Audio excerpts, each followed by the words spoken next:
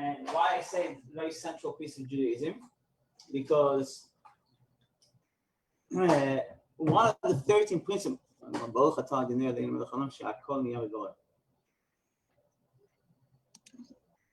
mean, why I'm saying it's the more central piece of Judaism, because one of the 13 principles of Judaism is to believe in the coming of Mashiach. You know, my mind is like 13 principles in Judaism. And one of them, the first one is, Ani ma'amin b'biat HaMashiach. I believe in the coming of Mashiach. Af al pi she'yitmameh, even though, you know, he's not coming, I'm still waiting for him to come. And this is actually a song that was composed by somebody who was on the way in the train on the way to Auschwitz. So, and it's also in this week's parsha, and that's one of the reasons why I chose this subject for our conversation. You will see a part from this week's parsha that talks about it. So, okay, so let me see here. The first one is chapter. Okay. The first one says, okay, let's start with that, okay? In the future, the Mashiach, King Mashiach, Messianic King Mashiach, will arise in the future and restore the Davidic kingdom to its former state and original sovereignty. He will build a sanctuary and gather the dispersed of Israel. All the laws will be reinstituted in his days as they had been four times. Sacrifices will be offered, and the sabbatical years and jubilee years will be observed, fully ordained by the Torah. So basically what he's saying is that at the time of King Mashiach, what is Mashiach coming for? The purpose of what Mashiach is coming for is to restore the Davidic kingdom to its former state. What was in the former Davidic king in his sovereignty? What was in his sovereignty was that there was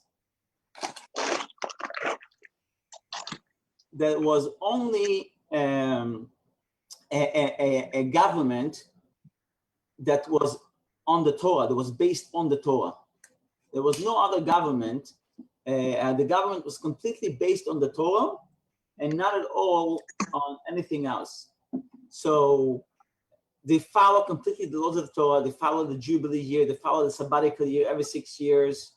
And everything they were doing, it was only based on Torah. Something that can be done today because we don't live in that time when the Jewish people have this sovereignty, and many of the people, you know, don't live their life like this. So, when Mashiach comes, the Davidic dynasty will come back. So it will build the Beis HaMikdash, the temple will be rebuilt. That's one of the things that will happen when Mashiach comes. And all the dispersed people of Israel are going to come back. So the Jewish people, so many Jewish people are lost, and so many are banished all throughout the world, that Mashiach will come, they will all come back. And all the laws will be reinstituted. There are over 50% of mitzvahs from the 650 mitzvahs cannot be done now, and it can only be done when Mashiach comes. And so that's the purpose of why we are waiting for the coming of Mashiach, is in order that we should have the Davidic dynasty back, should have all the mitzvot back, we should be able to, you know, follow all the mitzvot back. That's one reason. Other than the reason that Mashiach comes, there will be no evil, there will be only good, war will be no animosity, no jealousy, no fightings, it'll be, in all of these things, it will go away. There will be no evil in the world. So we're talking about a very, very good world.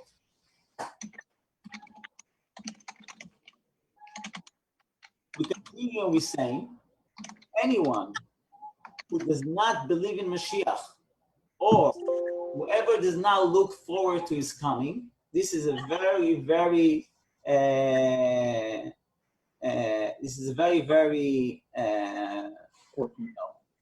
powerful statement here that the Rambam is making, that anybody who is, that anybody who does not believe in Mashiach, whoever does not look forward to his coming, denies not only the teaching of the other prophet, but also the teaching of Moses, our teacher, for the Torah attested to him, meaning that this concept of the coming of Mashiach is part of Torah, just like anything else is. And if we say that I don't believe in the coming of Mashiach, it's like saying I don't believe in the coming of the Torah, in the Torah. I deny the Torah. More so, the Rambam said something very interesting. He says, whoever does not look forward to his coming, right? He said two things. One, anyone who does not believe in Mashiach, or whoever does not look forward to his coming. Meaning that we also have to look for his coming. We have to wait for his coming, anticipate his coming. Not just believing him is not enough, but meaning that I have to wait today for Mashiach, believing and knowing the Mashiach is coming today.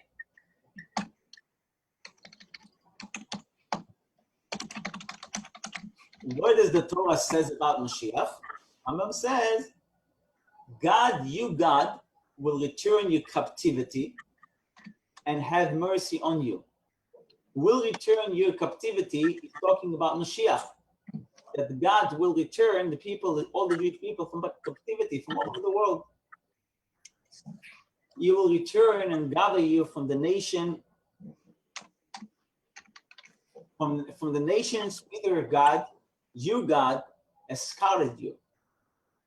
If you banished, should be at outmost end of the heaven, God, you God, will gather you from there. And God, you God, will bring you to the land that your fathers possessed, and you will possess it. So there's actually a story with two Chabad rabbis that, one traveled back from North Florida, somewhere, far northeast Florida, at night, back from visiting a prison. And when they visited the prison, when they came back, very late at night, and they were looking for a gas station. They needed to fill up gas. They didn't have gas in their car, and they were only able to find a station, a very small gas station that is in like the very, very crazy place off the highway. And the guy who told them that he wants them to come inside. Now they were a little concerned, but they went inside and they see an old man sitting there. And the guy says to the old man, "Father, they came to take you." What happened? What was it all about? This guy was watching a broadcast of the Rebbe's for Farbrengen, where the Rebbe talked about how Mashiach is coming soon, and Hashem will gather all the Jewish people and will take them hand by hand from all corners of the earth. Now, this guy survived the Holocaust and went very, very far in a place where no one should see him, in a place where he can't see anybody, he doesn't see anybody, and he didn't want to have anything to do with Judaism. So obviously his children was not Jewish, his wife was not Jewish, it was nothing. It was like, for him, it was like Judaism was something to do with the past.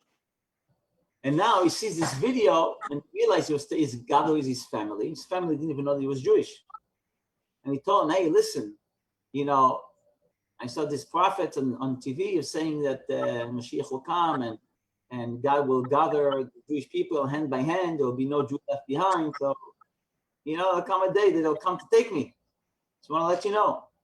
So these guys came, and the son saw them, like, saw people with beard, like, you know, saw this with hats, jackets, you know. So he went inside and told his father, they came to take you. He thought they're coming out to get him. You know, so point is, the Mashiach will come, says there will be no Jew left behind in exile. There will be, you know, so, and we see it in the Torah. It's using the Torah. God will gather you and return and gather you from everywhere. From everywhere, that whatever there is a Jewish person, God will gather before Mashiach coming. And he said, these words explicitly stated in the Torah, including in the messianic statement made by all prophets. But here is the quote from this week's Parsha.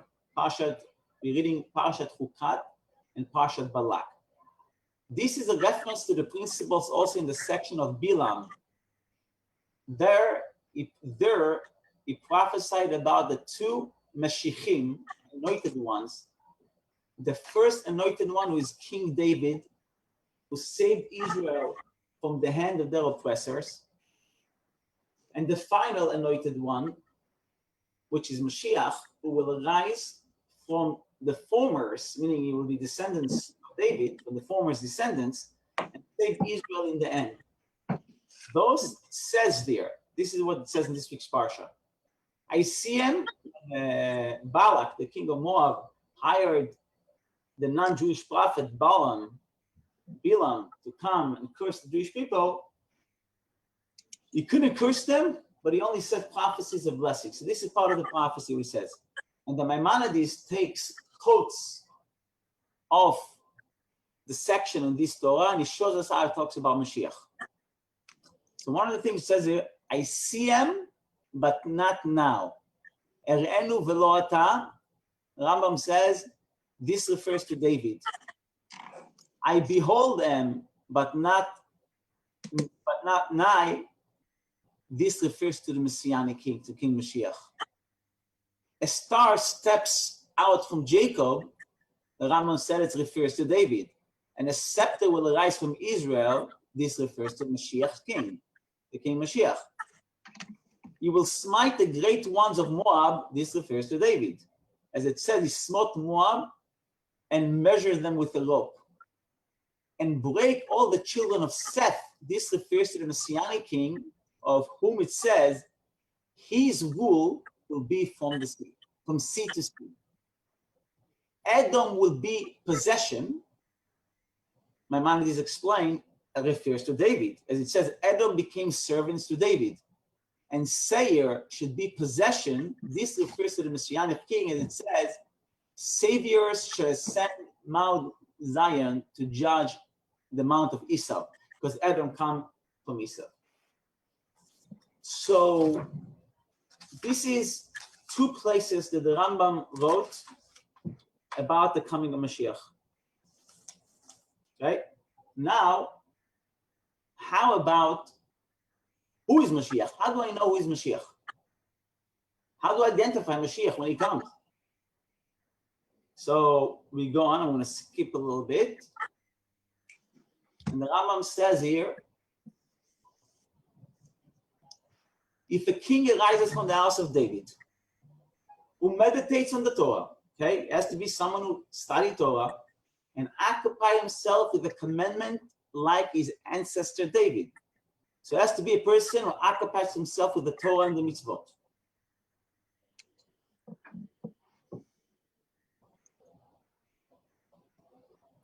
In accordance with the written and oral Torah.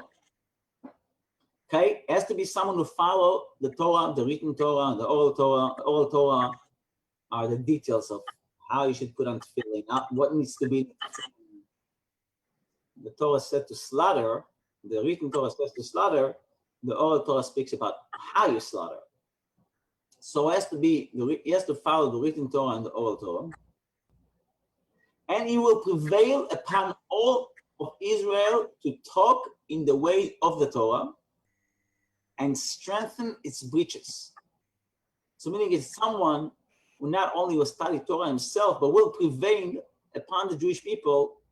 He will bring them all close to Torah and strengthen the breaches, and he will fight the battles of God. It may be assumed that he is Mashiach.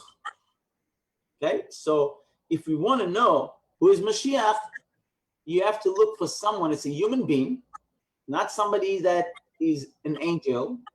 It's a human being born to a human being who God is sent here to this world, and it has to have all these signs. He has to occupy himself with the study of the Torah and the mitzvot. He has to get other Jewish people to study Torah and the mitzvot, strengthen the breaches and fighting the wars of God. I will go right into a very provocative statement or issue that people are talking about, whether the Rebbe is Mashiach. So when the Rebbe was asked that question, the Rebbe said it's not important to know who is Mashiach. It's important to know that to believe in the coming of Mashiach and prepare ourselves for him by doing one more deed of goodness and kindness to bring him closer, to bring him sooner, to make it coming sooner. But if you look at this sign, what the Rambam said, how do you identify who Mashiach is? Everything that the Maimonides says there existed by the, he was a descendant of David. He studied Torah and mitzvahs. He occupied himself. He got other Jewish people to study Torah and do mitzvahs. You know, he fought the wars of God and many different issues. So if you look to identify who could be Mashiach, when God decides the Mashiach will be revealed, definitely could be the Rebbe. He has all the credentials. If he did these things successfully and defeated all the nations around them, built the sanctuary in the site and gathered the dispersed of Israel, then he's definitely Mashiach. How do you know that he's definitely Mashiach? When he does these things that Maimonides will talk about, gathering the Jewish people from exile, and gathering all the Jewish people from exile, and also building the temple. Okay, but now let's see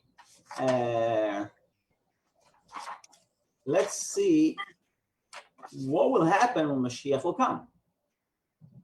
Okay, who wants to read? See chapter 12, verse text 1. I'll read. Go ahead, William. One is not to presume that anything of the ways of the world will be set aside in the Messianic era, or that there will be any innovation in the order of creation. Rather, the world will continue according to its norms. As for that which is said in Isaiah, that the wolf will dwell with the sheep and the leopard will lie down with the kid, this is an allegory and metaphor. It means that Israel shall dwell securely alongside the wicked heathens who are likened to wolves and leopards. As it is said, a wolf from the plains ravages, a leopard lies in wait over their cities. In the Messianic era, all will return to the true religion and will neither steal nor destroy, but consume that which is permitted in repose alongside Israel. As it is said, the lion will eat straw like the ox. All other such expressions are also allegory. In the era of the Messianic king, everyone will come to know what the allegory is about and what allusions are indicated. So we have two different times. We have the period of the days of Mashiach. No, so who is there?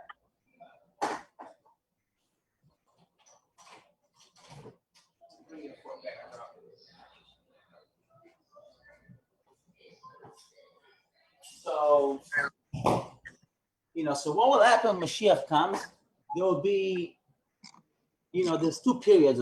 There's a period of the days of Mashiach, which is our period. We are now in the end of the 6th millennia. God created the world in 6 days. Every day is 1,000 years, and the 7th God rested. So there is a concept that it says that the world will exist for 6 millennia, and the 7th it will be destroyed. what does it mean that at the seventh it will be destroyed? What it means is that not that physically the world will be destroyed, but in the seventh millennia we'll have a different world, a world that we don't even know and don't even recognize, because it will be so different spiritually, and that there'll be no evil. There'll be a better world. We already have the dead being resurrected. This is already after the resurrection of the dead, and it'll be a very different from the world we know of now. That's why we say it will be destroyed. Now, yes, Ryan. Now we are in the end of the 6th millennia. Why? Ryan? Because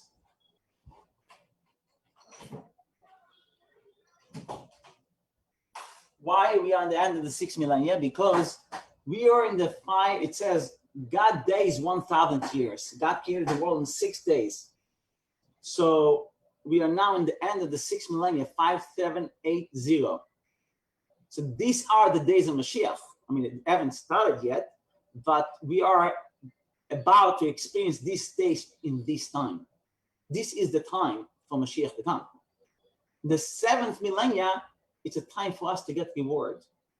And what Maimonides is talking about here, and Maimonides says that don't think that in the days of Mashiach, meaning before the 7th millennia, the 6th millennia, that anything will change, but it'll be peaceful for us. We won't be under the subjugation of the nations. We'll be able to do everything we want to do. Now, not everybody agreed with the Rambam that the wolf will lie with a lion is an allegory. Some people said it will physically be that way when Mashiach comes, because there will be no evil. There will also be no evil among animals. There will be peace among animals too. And the way to reconcile that is that we're talking about 2 different periods. One period is an allegory, but the second period, like in the 7th millennia, there will be a different world, and there will be that type of a world. So what's the difference between the days of Mashiach and now? Let's continue with text, with halacha number 2, text number 2. David, you want to read text 2?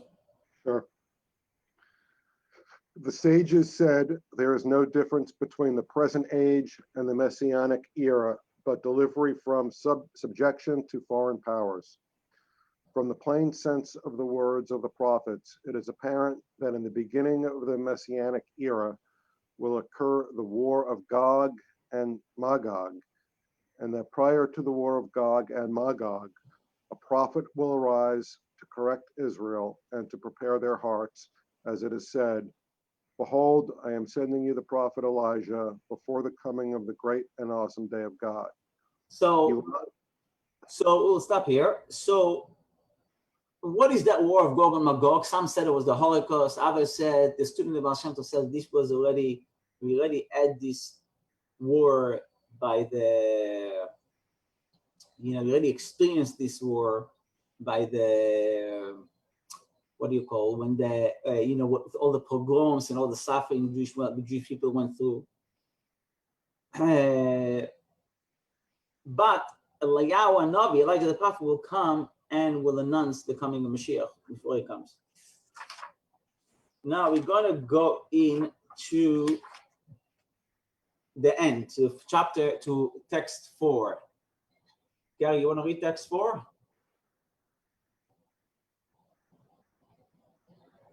One second, just unmute yourself. Gary, we can't hear you. Unmute yourself. Can you hear me now? Yeah.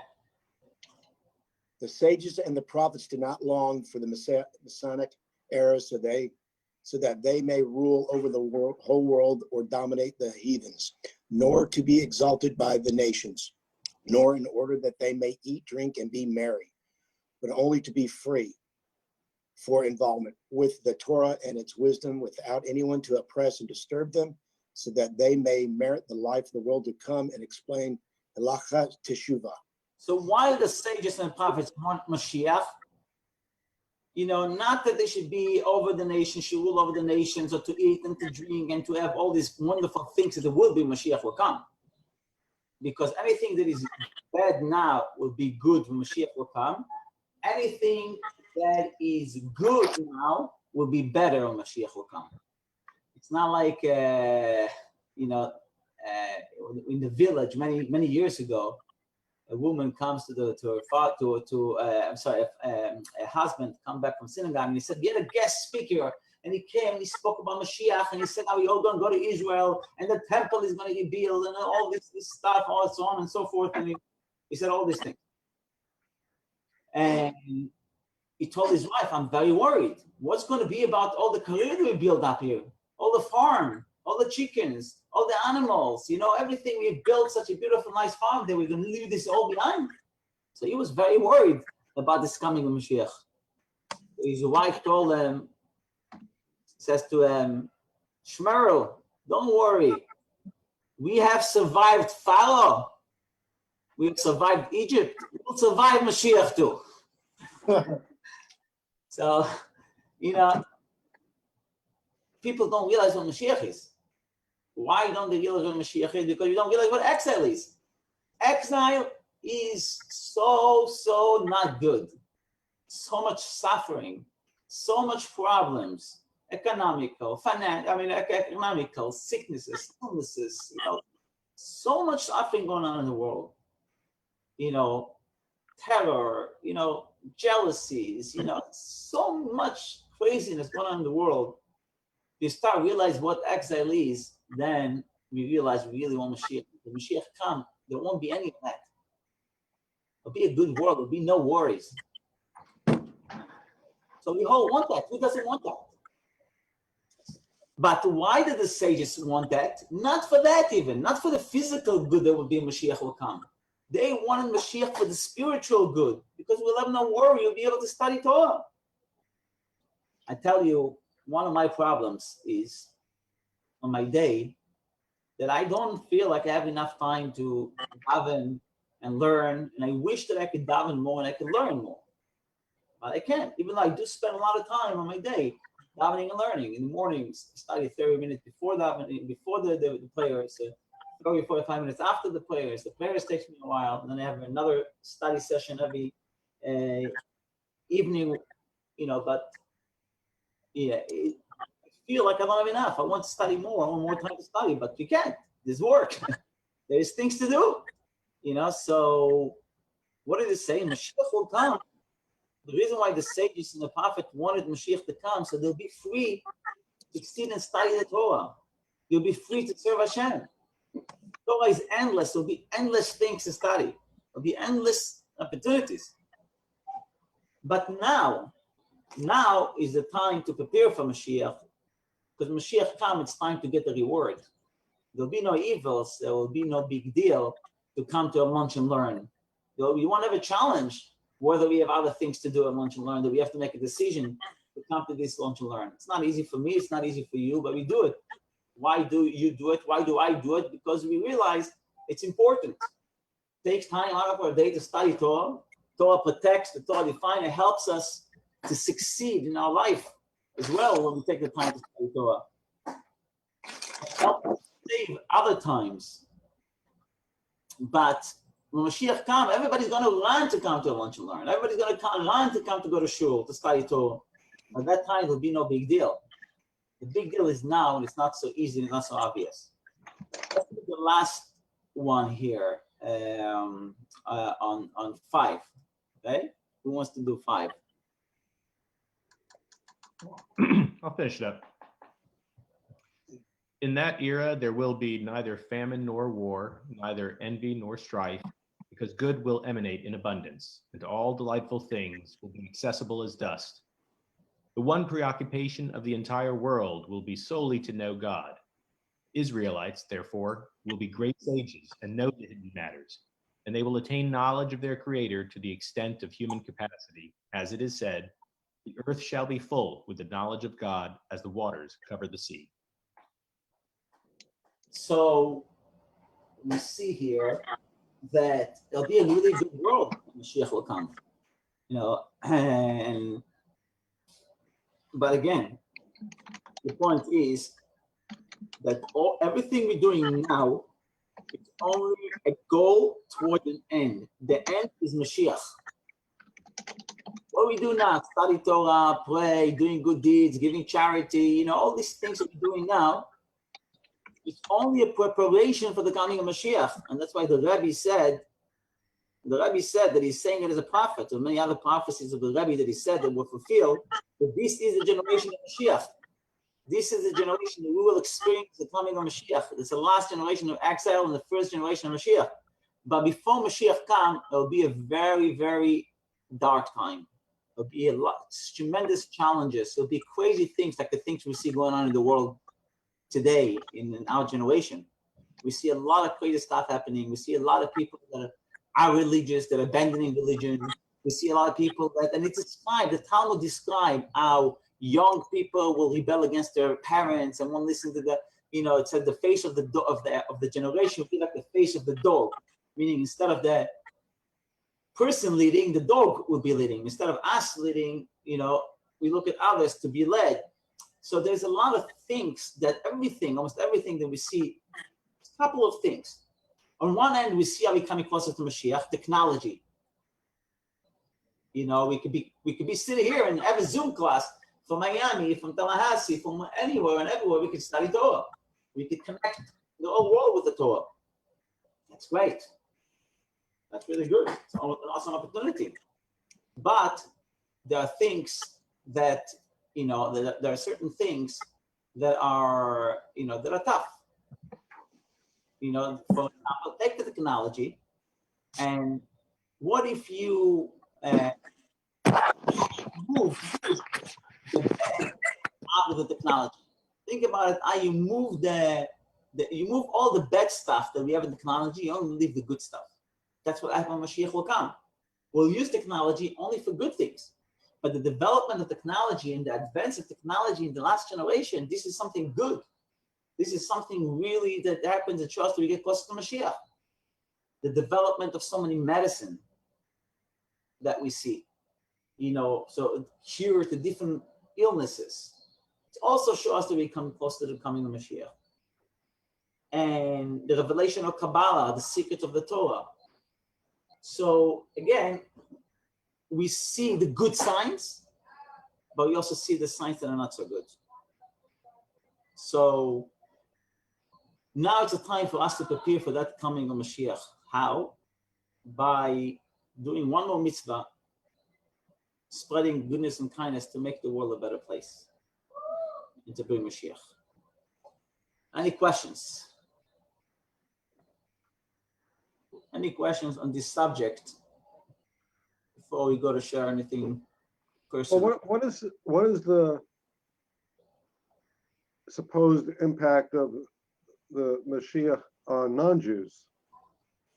So it says, like the Rambam says, that all the nations of the world will know God and recognize God. It's a very good question because we see how the world and so many, of the non-Jewish world that's supporting Jewish people, supporting Israel. Like you see all these Christian groups that are supporting Israel and, coming out in support of Jewish people and helping the Jewish people. So there'll be a recognition in God by the whole world when Mashiach comes.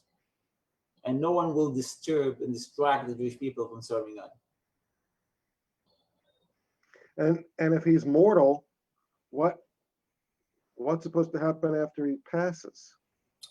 Well, that's a very good question.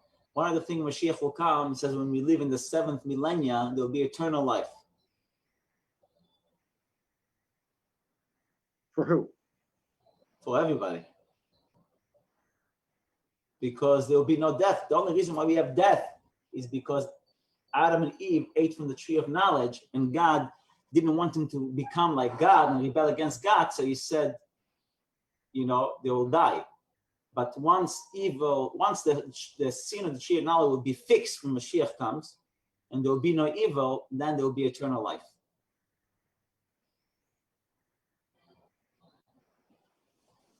I'm actually working on a course that the JLI is producing about Mashiach. So Bezat Hashem, that will come, which will go through explaining everything about Mashiach is, how he is, what it is, and etc. But there are many things written about this in the sages, in the Talmud, in the word of the prophets, etc. So when the Rebbe passed, was that a recognition that he wasn't Mashiach? According to some, yes. According to others, there are sources that says that before Mashiach will come, he will die and then he will be resurrected, and then he will come, because there will be the resurrection of the dead. When Mashiach comes, everybody who died will be resurrected. It's part of the thing that happens when Mashiach comes. There's discussion how soon it's going to happen after Mashiach comes, but at the beginning it says the righteous people will be resurrected. So there is sources that talks about how Mashiach will come and he will be concealed from us and then he will be revealed again. So you could say either way. Some say it like Maimonides says here that, if he was killed and didn't succeed, then that he could have been Mashiach. The Rebbe's secretary once asked the Rebbe, they say about you, you Mashiach. So the Rebbe says, they haven't revealed that to me yet from heaven.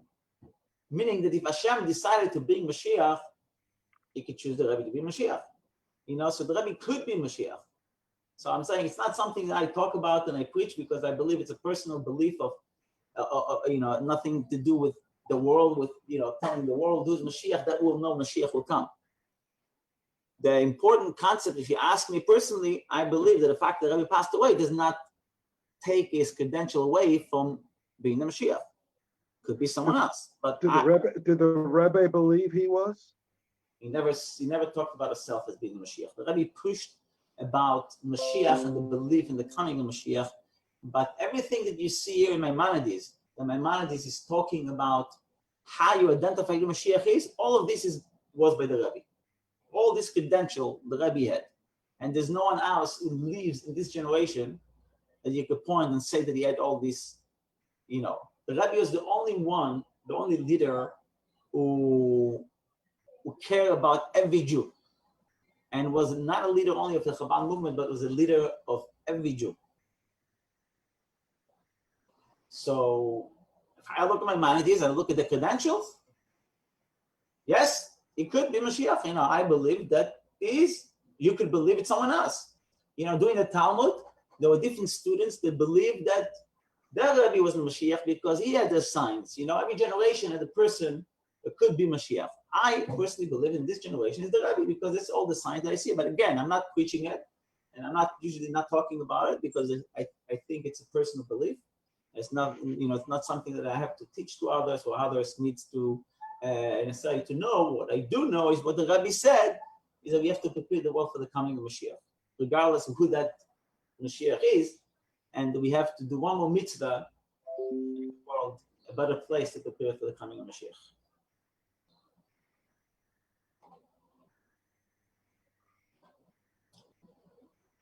All right. Thanks. I actually enjoyed that conversation at the end. Baruch Hashem. No, any other questions? No, I enjoyed today. Okay, beautiful. So, David, we'll see you tonight, Baruch Hashem. Yes.